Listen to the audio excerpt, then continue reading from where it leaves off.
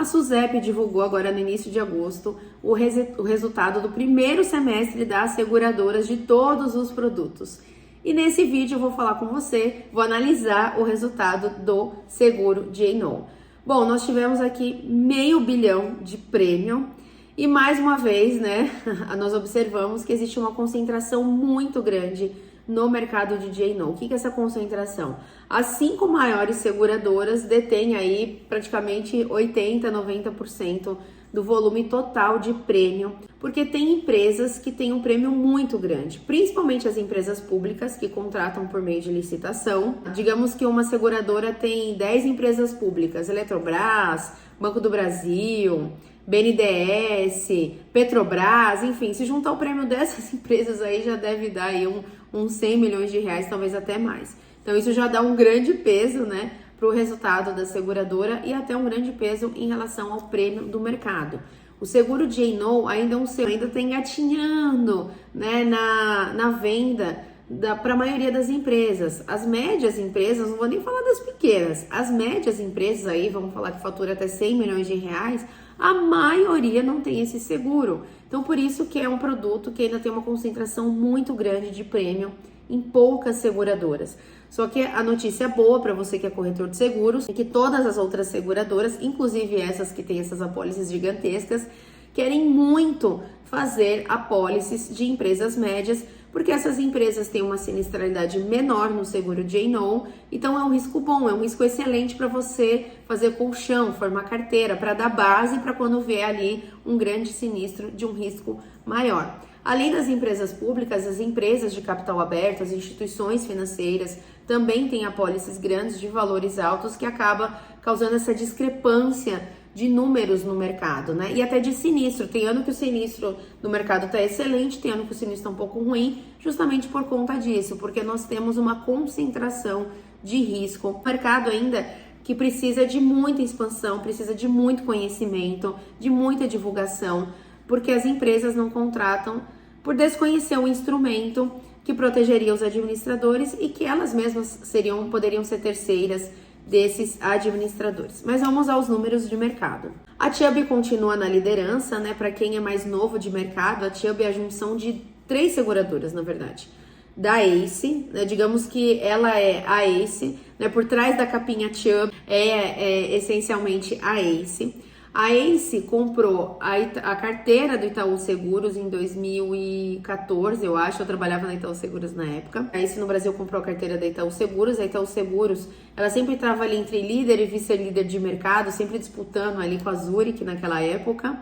E aí depois a ACE globalmente comprou a Chubb Seguros. E como na Europa a marca Chubb era mais forte, eles resolveram adotar o nome Chubb. São 3 seguradoras e aí ela ficou líder com muita vantagem no mercado desde essas aquisições e continua assim até hoje. Ela teve um total de prêmio de 158 milhões de reais nesse primeiro semestre, com volume aí de sinistro, né, razoável, 62 milhões de reais, mas é óbvio, né, para ela ter uma carteira de 158 milhões, ela claramente tem grandes empresas nessa carteira e grandes empresas dá sinistro contra os administradores. Já é esperado. Em segundo lugar, nós temos a IG Seguros, que também tem muita tradição. São as seguradoras que iniciaram lá no J&O quando começou de fato esse produto no Brasil.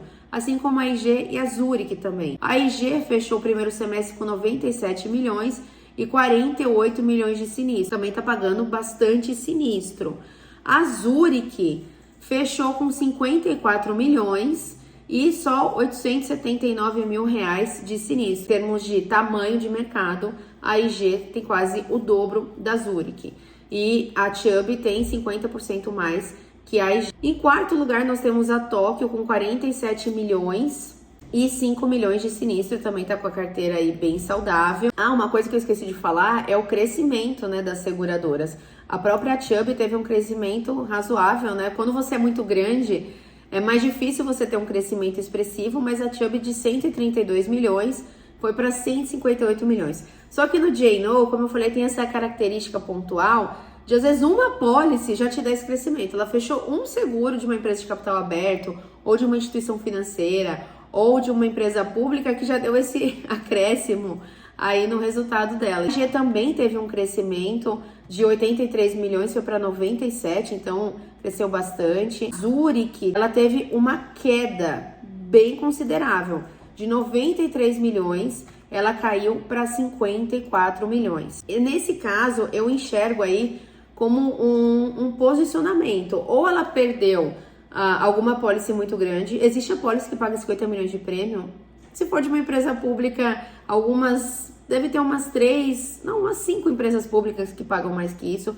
Pode ter acontecido. Ou pode ser também uma reestruturação de carteira, né? Ela pode ter falado, não, agora a gente vai focar em determinadas atividades econômicas, no J&O, determinadas atividades não vamos renovar. Então, não sei, você trabalha com a Zurich, você sentiu alguma diferença nos critérios de aceitação e, principalmente, você teve alguma recusa de renovação de um cliente seu porque ela mudou os critérios de aceitação? Se aconteceu isso contigo, comenta nesse vídeo. Deixa eu ver como que estava o sinistro dela o ano passado, para ver se tem alguma relação com o sinistro. Ela estava com 481 milhões de sinistro, gente. Não é possível. No primeiro semestre do ano passado. Tudo isso comparando semestre a semestre, né? Então pode ser que ela tenha tido uma reestruturação de carteira, por isso que teve essa diferença aí muito grande na redução de prêmio. Vamos ver a Tóquio, que está em quarto lugar. No primeiro semestre está com 47 milhões e o ano passado estava com 107. Então a Tóquio também teve uma redução bem relevante. Inclusive, o mercado diminuiu para esse ano no primeiro semestre. O ano passado, o total do mercado foi 586 milhões em volume de prêmio emitido. Esse ano, o primeiro semestre, foi 512 milhões. Então, tivemos uma queda aí, não fiz a conta, mas de aproximadamente 15%. Então, em tese, as seguradoras, né, teriam justificativa para essa queda. Mas vocês vejam que a IG subiu e a Chubb subiu, né, na diferença da IG e da Chubb aí deve dar acho que uns 30 milhões, então pode ser que elas ganharam algumas contas da Tóquio, né, que teve essa redução bem grande. Em quinto lugar nós temos a CAD, a antiga Argo. A Argo, ela começou acho que em 2012, salvo engano, também já é uma seguradora aí que já tem mais de 10 anos de mercado no seguro J&O. Fechou o primeiro semestre com 27 milhões, sinistralidade também tá ótima, 937 mil. E o ano passado ela tinha 39 milhões. Olha só, caiu bastante a CAD. Pode acontecer também de algumas empresas deixarem de renovar, empresas maiores, ou reduzir o limite. Sei lá, uma empresa que pagava 1 milhão de prêmio, reduziu e agora paga 500 mil. Né? Mas aqui, como são várias seguradoras e uma queda de mercado, e o J&O, gente, desde que eu comecei a trabalhar com J&O, até 2021, foi um mercado que só crescia, e crescia mais de 2 dígitos por ano. O ano passado foi o primeiro ano que o J&O encolheu. E esse ano, provavelmente a tendência também é de redução, porque o primeiro semestre já está sendo inferior ao primeiro semestre do ano passado. Então, talvez seja o segundo ano consecutivo que o J&O diminui de tamanho. Isso é um sinal negativo para você trabalhar com seguro J&O? Não, porque essa redução de tamanho está muito atrelada às grandes empresas, né? O que é importante, talvez até a concorrência acaba diminuindo o prêmio também, tudo isso impacta. Mas as empresas de médio mercado, que faturam entre 10 e 100 milhões, são empresas que os gestores têm muito risco e a maioria deles nem sabe que existe o seguro, né? E é muito fácil de vender para eles. Eles não contratam porque eles não sabem dos riscos, não sabem como é baixo o investimento para se proteger, e as seguradoras têm muito apetite para esse perfil de risco. Então, se você é corretor de seguros e você trabalha com empresas, seja em transporte, né? Você vende seguros corporativos, transporte,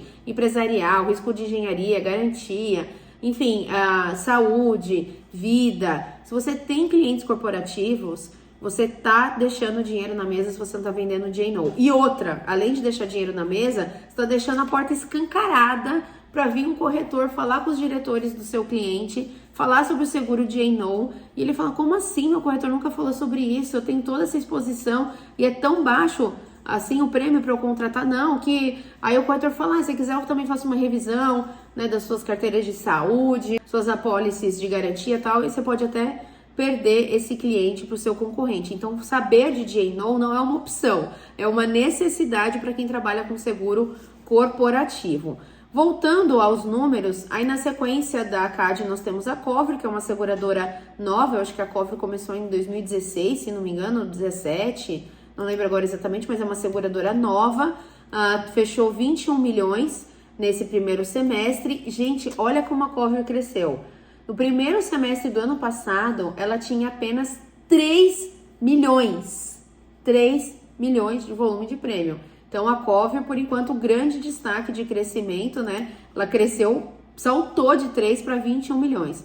Na sequência, vem a Fator com 17 milhões. A Fator tá com um sinistro alto, né? 10 milhões. Ainda tem uma margem aí, mas até que tá com bastante sinistro também. A gente vai ter a semana do J&O, no dia 14, 15 e 16 de agosto.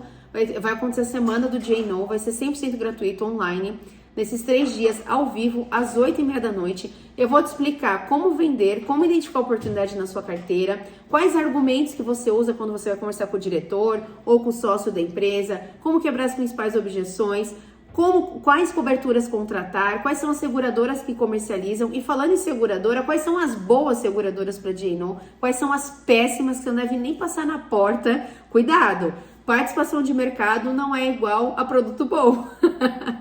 Já vou dar um mini spoiler aqui. Mas eu vou citar os nomes na semana do J&O. Tenho certeza que se você participar do evento, você vai estar plenamente capacitado para já na quinta-feira fechar sua primeira apólice com o seu cliente. Para participar é bem simples, eu vou deixar o link da descrição aqui nesse vídeo. É gratuito, você preenche seus dados, aí vai receber o link dos vídeos ao vivo, vai estar ali comigo, vai poder fazer perguntas durante a exibição das aulas. Então, dia 14, 15 e 16, você tem um compromisso comigo, que é participar da semana do J&O, melhorar o ticket médio, aumentar o ticket médio por cliente, por empresa da sua corretora e ainda fechar a porta para a concorrência. Tô te esperando.